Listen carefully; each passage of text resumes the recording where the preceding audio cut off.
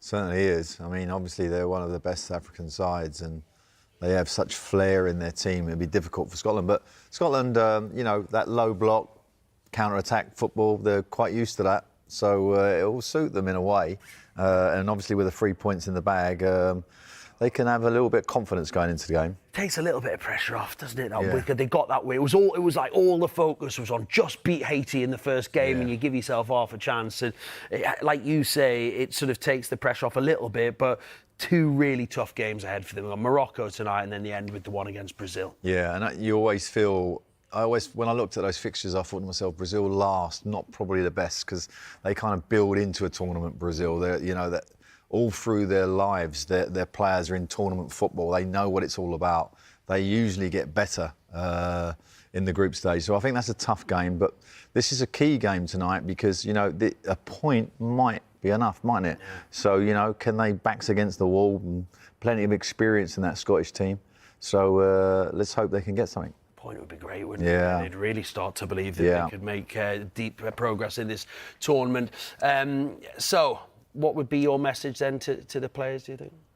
Well, I think the most important thing is going to be discipline in that game, because, if you can keep 11 on the pitch and stay in the game and be focused on the roles that they got in the team, with John McGinn and McTominay, etc., they have got quality. And when I look at them, particularly set plays, they look like they've got a goal in them. So, but most importantly is discipline and defending intelligence, because, the one thing about teams like Morocco, and they've got great individual flair, is that someone's going to get beat. And, when you're on the cover and you get pulled around a bit, that's the key moments. Got the win against Haiti, but they were made to work for it. We can show you the Scotland heat maps from their opening game in a couple of different scenarios. So we have got the first half and the second half as well. Obviously, they went in front in that first period. Now, heat maps tell us where the team were most active on the ball. So you see the red colours here. The hot spots, those are the most concentrated area of Scotland's play.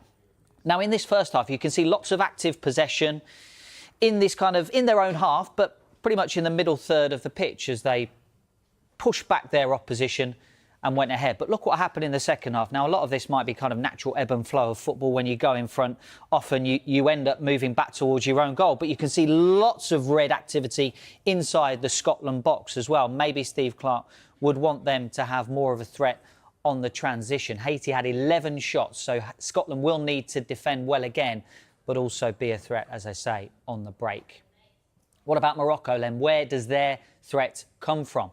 Now, in the 1-1 draw with Brazil, you have to look at the right-hand side. 48% of their attacks against Brazil came down that side, with Achraf Hakimi and Brahim Diaz orchestrating things. Nobody on the pitch created more chances than Hakimi did in that game between Morocco and Brazil. Ayab Bouadi is the heartbeat of the Morocco midfield. He ranked top in the Morocco team for touches, passes completed, possession won in the middle third. He also played 13.6% of all of Morocco's passes. That's the highest share in the team.